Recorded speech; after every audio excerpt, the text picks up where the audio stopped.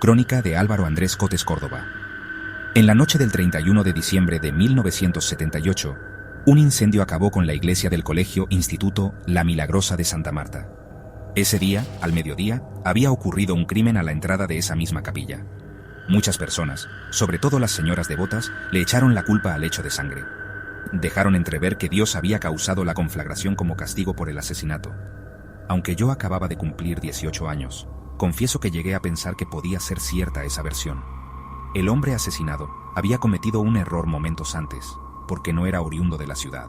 Pasó por la calle donde vivía una familia en guerra con otra.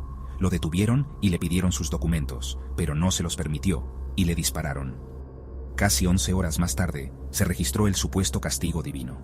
Fue la única noche que nadie festejó ni se abrazó a las 12. Todos se dedicaron a colaborar con los bomberos para apagar el fuego. Vimos sin poder hacer nada cómo ardían los santos y las vírgenes. Las primeras horas del nuevo año fueron de profunda reflexión. Esta crónica también se difundió en los portales del diario La Libertad y Las Dos Orillas. Hace parte del libro Las Crónicas de Saturna, que el autor publicará muy pronto. El posible motivo del incendio en una iglesia en Santa Marta. En la noche del 31 de diciembre de 1978, un incendio acabó con la iglesia del Colegio Instituto La Milagrosa de Santa Marta.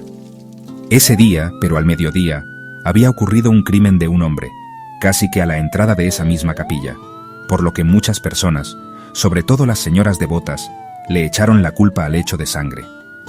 Dejaron entrever que Dios había causado la conflagración en la iglesia como castigo por haberse perpetrado aquel execrable asesinato al pie de una de sus casas en la tierra.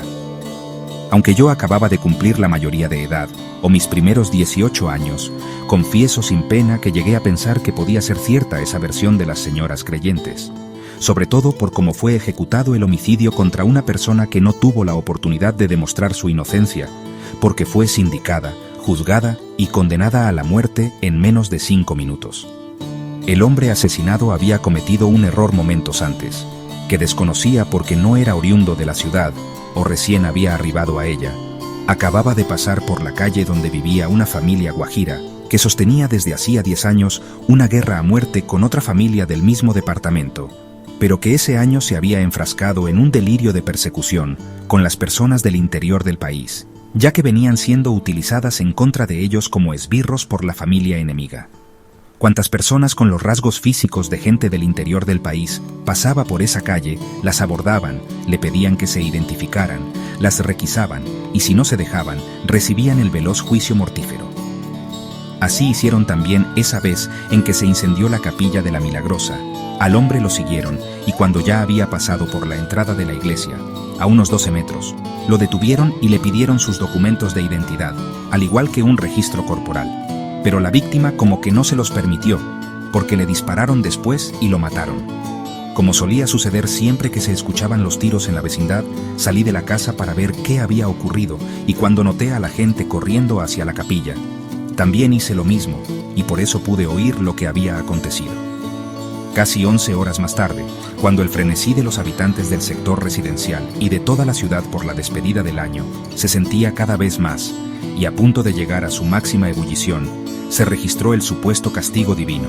Fue la única noche que nadie festejó ni se abrazó con nadie a las 12, porque todos en el sector y de otros cercanos que llegaron asombrados por semejante acontecimiento, se dedicaron a colaborarles a los bomberos, para tratar de apagar el fuego que se extendió muy rápido por el interior de aquella iglesia, a la cual destruyó por completo.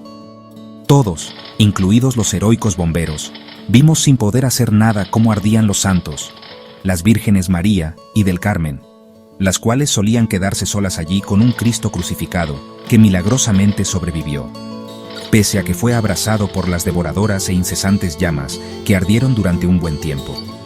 Las primeras horas del nuevo año de 1979 fueron de una profunda reflexión sobre lo que había sucedido. Por ejemplo, para muchos fervientes católicos y no católicos, a la falta de una versión científica acerca de la causa de aquella conflagración, comenzaron a especular o a imaginarse otras teorías, algunas parecidas a las de las señoras devotas de la Virgen, la Milagrosa, otras menos divinas. Se refirieron a una posible circunstancia ocasionada por la fuerte y loca brisa que siempre sacude a Santa Marta en diciembre hasta los 2 primeros meses del entrante año, sobre que el viento había derribado una veladora que dejaron encendida.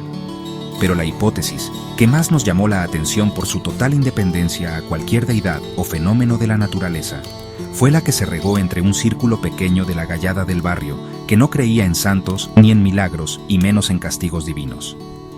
Extrañamente, y todavía no sé por qué, a alguien se le ocurrió decir que probablemente había sido por uno de los tiros que le hicieron al hombre desconocido 11 horas antes cuando fue ultimado. Se refería esa teoría a que de pronto uno de los proyectiles disparados entró a la capilla y destruyó una veladora encendida cuyo fuego se regó por todas partes y se mantuvo activo tanto tiempo por la brisa hasta que sus llamas alcanzaron gran altura y pudieron ser vistas después, cuando ya era demasiado tarde. Esta crónica también se difundió en los portales del diario La Libertad y Las Dos Orillas y hace parte del libro Las Crónicas de Saturna, que el autor publicará muy pronto con una editorial extranjera.